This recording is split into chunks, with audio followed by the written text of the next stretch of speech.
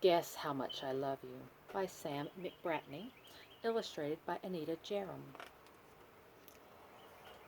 Little Nut Brown Hare, who was going to bed, held on tight to Big Nut Brown Hare's very long ears. He wanted to be sure that Big Nut Brown Hare was listening. "Guess how much I love you," he said. "Oh? I don't think I can guess that," said Big Nut Brown Hare. "This much," said Little Nut Brown Hare, stretching out his arms as wide as they could go. Big Nut Brown Hare had even longer arms. "But I love you this much," he said. That is a lot," thought Little Nut Brown Hare. "I love you as high as I can reach," said Little Nut Brown Hare.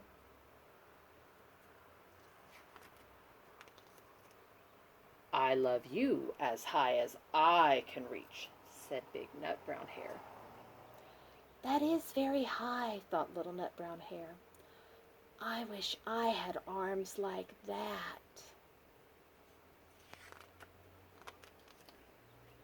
Then Little Nut Brown Hare had a good idea. He tumbled upside down and reached up the tree trunk with his feet. "I love you all the way up to my toes," he said. "And I love you all the way up to your toes," said Big Nut Brown Hare, swinging him up over his head.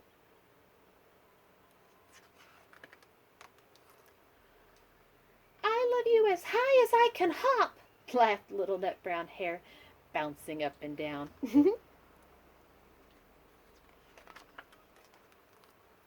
"But I love you as high as I can hop," smiled Big Nut Brown Hare, and he hopped so high that his ears touched the branches above. That's good hopping, thought Little Nut Brown Hare. I wish I could hop like that.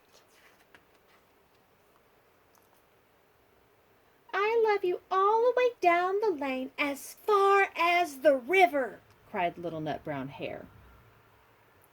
"I love you across the river and over the hills," said Big Nut Brown Hare.